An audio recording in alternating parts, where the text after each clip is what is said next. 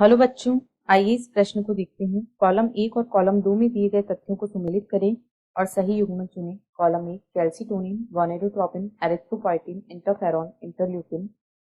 Column 2 virus जनित संक्रमण का उपचार, रिकेट्स का उपचार, प्रतिरोधात्मक क्षमता में वृद्धि, एरिथ्रोसाइट्स का उत्पादन, इनफर्टिलिटी का उपचार। इस प्रश्न की जो मुख्य अवधारणा है,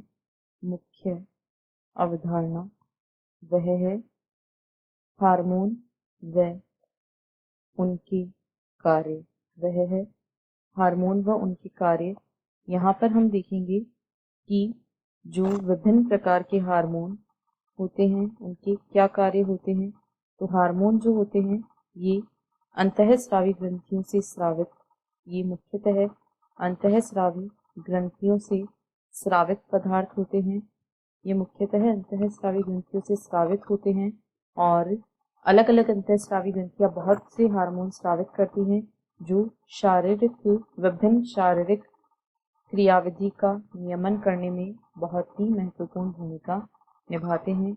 ये शारीरिक क्रियाविधि का नियमन करते हैं।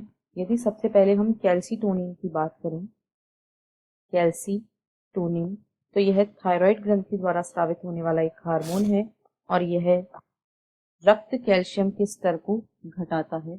यह रक्त में कैल्शियम के स्तर को घटाता है, जिसकी वजह से अस्थियां जो होती हैं वे मजबूत होती हैं, क्योंकि अस्थियों में कैल्शियम का स्तर बढ़ जाता है, अस्थियां मजबूत हो जाती हैं और इस प्रकार यह अस्थियों को मजबूत करने में सहायता करता है। तो यदि हम इसके सही मिलान को देखें तो रिकेट्स जो कि अस्थियों से संबंधित एक विकार है जिसमें अस्थियां भंगुर हो जाती है, तो कैल्सीटोनिन इसके उपचार में काम कर सकता है।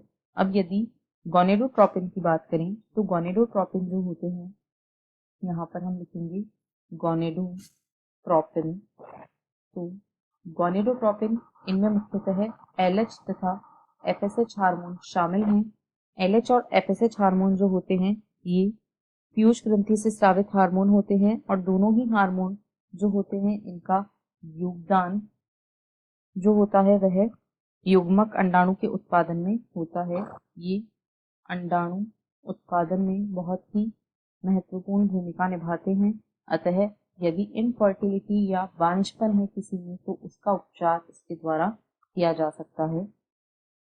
अब यदि एरिथ्रोपोइटिन की बात करें तो एरिथ्रोपोइटिन जो होता है, एरिथ्रोपोइटिन एरिथ्रोपोइटिन हार्मोन जो है यह आरबीसी के उत्पादन को बढ़ाता है। इसके द्वारा आरबीसी का उत्पादन होता है। आरबीसी को ही एरिथ्रोसाइट भी कहा जाता है। अतः एरिथ्रोसाइट्स के उत्पादन में शामिल हार्मोन एरिथ्रोपोइटिन होता है।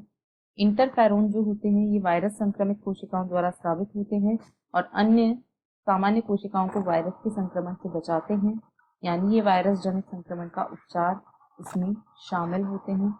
और यदि इंटरल्यूकिन की बात करें तो इंटरल्यूकिन जो होता है यह हमारी शरीर की प्रतिरक्षा में शामिल होता है और प्रतिरोधक क्षमता में वृद्धि करता है।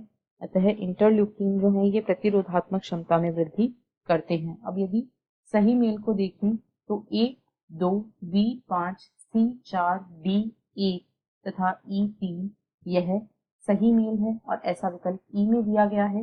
अतः विकल्प ई इस प्रश्न का सही उत्तर है तथा शेष चारों विकल्प गलत हैं। आशा है आपको प्रश्न समझ आया होगा। धन्यवाद।